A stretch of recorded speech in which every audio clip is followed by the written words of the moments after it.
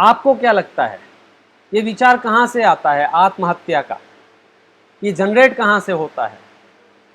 ये जनरेट होता है उस संस्कार विहीन शिक्षा से, जहाँ हम ये सीखते हैं कि पैसा ही सब कुछ है, शोहरत, गाड़ियाँ, बंगले, बस इसके अलावा हमें कुछ दुनिया दिखती नहीं है। और हम एक उस अंधी दौड़ में शामिल हो जाते हैं जहाँ पहले से ही ना जाने कितने अंधे लोग दौड़ रहे होते हैं, और उस कंपटीशन में अपने आप को हम पिछड़ा हुआ पाते हैं। हम सोच लेते हैं, आत्महत्या कर लेते हैं। ये क्या बेवकूफ़ी है भाई साहब। हम विश्लेषण भी ठीक नहीं कर पा रहे हैं।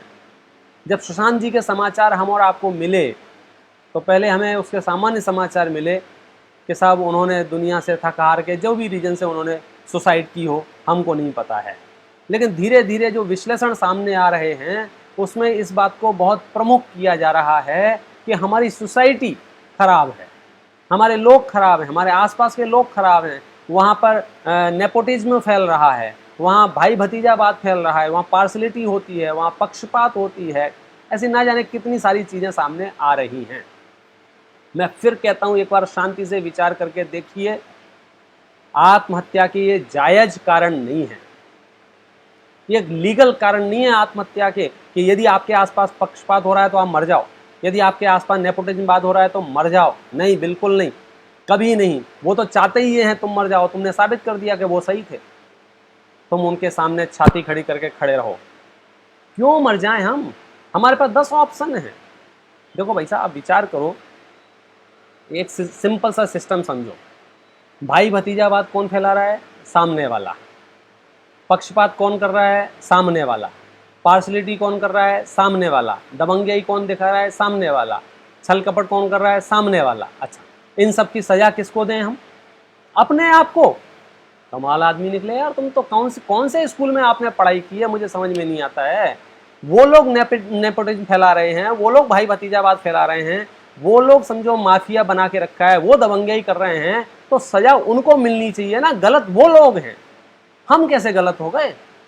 हमने साबित कर दिया हम गलत थे, तब तो हम मरे ना भाई साहब। अगर इस कारण को जायज ठहराओगे तो मैं कहता हूं देश का एक युवा जिंदा नहीं रह पाएगा, क्योंकि हर युवा अपने आसपास से महसूस करता है, चाहे वो स्कूल में हो, चाहे वो कॉलेज में हो, चाहे वो परिवार में हो, चाहे वो समाज में हो, चाहे वो सोसाइटी में हो, मैं कहता हूँ चाहे वो धार्मिक क्षेत्र में हो, चाहे वो कार्मिक क्षेत्र में हो, हर क्षेत्र में वो ये महसूस करता है भैया यहाँ तो पक्षपात हो रहा है, तो पक्षपात हो रहा है तो मर जाए। अरे यार कमाल करते हो।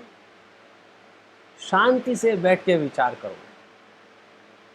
एक तो उस दौड़ में अपने आप को शामिल मत करो जिस दौड़ में दुनिया दौड़ रही है। थोड़ा दिमाग से काम लो। हमें लाइफ जीने आए थे, आपाधापी करने नहीं आए थे। हमारी वो होड़ ही नहीं है। मैं कह रहा हूँ आपके गांव में, जिस गांव में आप रहते हैं, वहाँ अगर अचानक से बाढ़ आ जाए, समझना आपको, अचानक से बाढ़ आ जाए तो मैं आपको वो गांव छोड़ के दूसरे गांव में शिफ्ट हो जाना चाहिए या सुसाइड कर लेना चाहिए? क्योंकि बाढ़ आ गई, अब मैं कैसे जिंदा रहूँगा, चारों तरफ पानी भर जाएगा, उससे अच्छा मैं मर जाता हूँ। तो लोग बेवकूफ़ कहेंगे कि नहीं कहेंगे?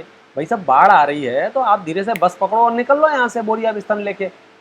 कुछ सामान छूट जाएगा, मकान छूट जाएगा, पड़ा रहने दो, वहाँ दूसरा मकान बना लेंगे हम। वो जगह छोड़ दोगे ना, उसको पलायनवाद नहीं कहते हैं, समझदारी कहते हैं। ऐसी जहाँ नेपोटिज्म हो रहा है, जहाँ पक्षपात हो रहा है, जहाँ ये सब प्रॉब्लम्स हो रही हैं, आप उस जगह को छोड़ दो। इतनी बड़ी दुनिया है भाई साहब, आप कहीं भी अपनी ज़िंदगी जी सकते हैं। शरीर को क्या चाहिए भाई साहब? 4 रोटी सुबह, 4 रोटी शाम को, ये भी ज़्यादा बोल दी मैंने। मन को क्या चाहिए? सिर्फ अच्छे विचार। ये बहुत गंदी शिक्षा पद्धति हो गई हमारी कि हमें ये लगता है कि जीने के लिए हमें शान और शौकत चाहिए, रुपया पैसा चाहिए, चिले चपाटे चाहिए। भाई साहब, एक अकेला आदमी जीवन बहुत मस्ती से जीवन जी सकता है, सिर्फ उसके पास श्रेष्ठ विचार होना चाहिए। खाने के लिए भोजन और मन को समझो खिलाने के लिए श्रेष्ठ विचार। यदि आपके पास श्रेष्ठ विचार हैं तो आप किसी भी परिस्थिति में क्यों ना रहें, आप कभी आत्महत्या का रास्ता नहीं चुनोगे, और वो रास्ता ठीक नहीं है। परिस्थितियां कब ठीक रही हैं? आप क्या समझ रहे हो ये सब 4 चैनलों पे भाषणबाजी करके नेपोटिज्मबाजी खत्म हो जाएगा? आपको क्या लग रहा है पार्शलिटी खत्म हो जाएगी? आज के बाद बिल्कुल सबकी योग्यता के हिसाब से सबको आदर सत्कार मिलेगा? नहीं होगा, कभी नहीं होगा। आपके घर में, आपके परिवार में, आपकी समाज में ये बदमाशियां कभी बंद नहीं होंगी। क्यों? क्योंकि ये संसारी जीवों का लक्षण है। ये जो संसार में भटकने वाले लोग हैं, छल कपट मायाचारी, इनको करना है, क्योंकि अगले जो गति है, नेक्स्ट लाइफ इनकी जो है वो कुत्ता बिल्ली त्रेंच गति की है। तो अगर ये मायाचारी नहीं करेंगे, अगर ये पार्सलिटी नहीं करेंगे, तो अगली गति में कैसे जाएंगे? हमको इनके साथ संसार में नहीं घूमना है। तो मुझे तो ये सीखना है, अगर कोई मेरे साथ पक्षपात करता है तो मैं उससे ये सीखता हूँ, क्योंकि पक्षपात जब होता है तो बहुत तकलीफ होती है अंदर से। तो मैं अपने आप को कृत संकल्पित करता हूँ, मैं जीवन में किसी के साथ भी पक्षपात नहीं करूंगा। जब मेरे साथ कोई दुर्घटना घटे और जिससे मुझे तकलीफ हो, तो आप उस दिन प्रतिज्ञा लेवें। सुशांत जी को चाहिए था कृत संकल्पित हो जाएं कि वो कुछ ऐसा करें जिसमें भाई भतीजावाद ना हो, वे कुछ ऐसा करें जिसमें पार्सलिटी ना हो, वे कुछ ऐसी मंच बनाएं, वे कुछ ऐसी ग्रुप तैयार करें जहां निष्पक्ष और अच्छे लोगों का समूह हो। ये क्या किया आपने? गिनती के तो अच्छे लोग हैं और उनमें भी आपने उनको कमजोर कर दिया, और उन लोगों के लिए लॉजिक दे रहे हो। यदि आपके पास आपके आसपास भाई भतीजावाद हो रहा हो तो मर जाओ। भाई साहब, ये बेवकूफ़ी कभी मत करना। मैं इसलिए बार बार कह रहा हूं, आप इतने भाग्यशाली नहीं हैं, आप ऐसे कोई सोने की चम्मच लेके पैदा नहीं हुए हैं कि आपके आसपास पक्षपात ना हो, आपके आसपास पार्सलिटी ना हो, आपके आसपास नेपोटिज्मवाद ना हो। ये सब होंगे, जातिवाद, पंथवाद, संप्रदाय सब होंगे। इन सब के बीच में आपको जीना है, हिम्मत के साथ जीना है, समता भाव से जीना है, किसी से बहस किए बिना जीना है, अपने जीवन के लिए खुद जीना है। और आगे की बात कहूँ तो मैं यही कहना चाहूँगा कि जो कुछ भी तुम्हारे साथ हो रहा है, अच्छा या बुरा, जो कुछ भी परिस्थितियाँ निर्मित हो रही हैं, आज भले ही आपने कुछ ना किया हो, पूर्व में जरूर कुछ ना कुछ ऐसा किया होगा जिसके फल में हम और आपके साथ ये सब हो रहा है। तो क्यों ना हम इस बदलाव को शुरू करें।